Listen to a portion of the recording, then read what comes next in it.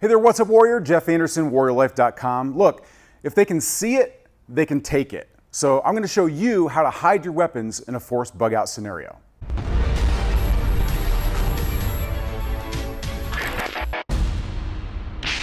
I can still remember the look on everybody's face. We had just marched into our objective, and I was settling down in this thick tree line with the rest of my squad, and our platoon leader came by looking for some 550 cord for his shelter.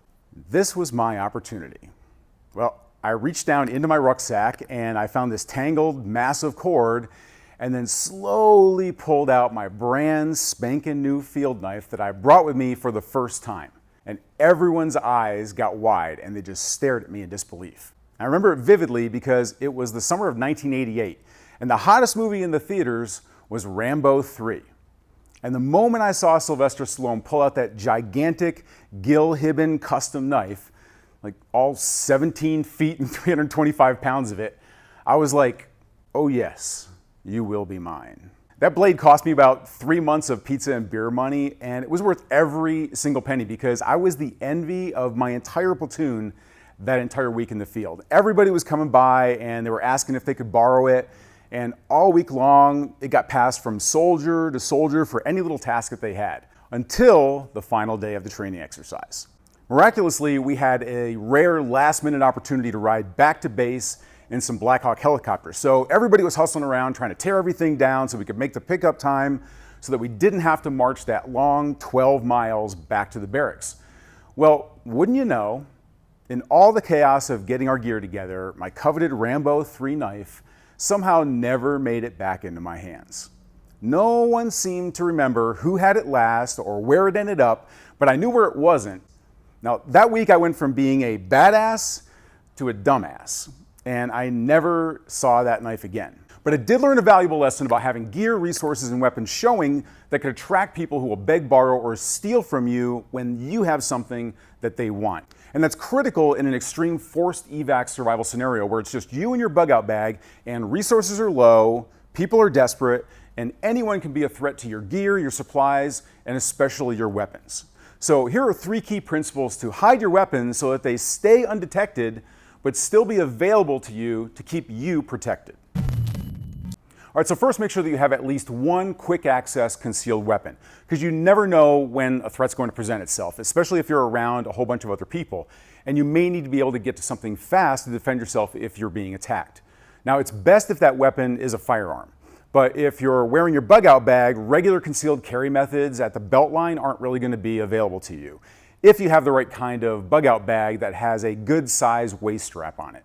So I prefer to keep a concealed handgun in a small pouch that's not in the way, but I can get to it quickly if I need to. All right, next, keep your blades outside of your bag, but hidden behind pouches. So for me, my machete is my #1 backup weapon and field tool, and I carried it everywhere, in training and in combat. Again, you need to be easily accessible, but hidden. And the best way I found to do that is attach it behind any tactical pouches that you have if you're carrying that kind of a bag. Now, our Guardian machete sheath has MOLLE straps on it so that other pouches can be fixed to the outside, but you can still go ahead and access it easily. Now, the same goes for any larger field knife that you may have with you. Don't attach it to your bag's shoulder straps like you'll see a lot of soldiers do. Keep it behind your pouches and only take it out for larger tasks that you may need it for. Now, I like to keep a small fixed blade knife or a multi-tool on my belt just for smaller common tasks like cutting paracord and things like that. Now, for more substantial firepower like a rifle that you're packing for hunting or for personal defense, forget about open carry. Now, I know all those tactical preppers out there want to show off their $13,000 of tricked out Punisher accessories plastered all over their ARs, but they're not going to do you a damn bit of good when somebody cracks you over your coconut with a baseball bat and you're left weeping into your shemagh. You want to be tactical, but not look tactical. So whatever you're carrying, make sure that you keep it concealed, like inside of your pack.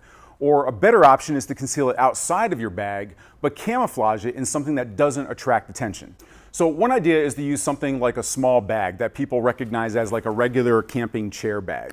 And they'll most likely assume when they see it that that's what's in there, is just a chair. For me, I actually designed a padded quick pull pouch that goes behind my side pouches in my bag and conceals almost all of my guns right up to my AR. It has a quick pull, self-contained rifle or pistol holder in it, and it can be pulled out quickly if I ever have to get to it fast.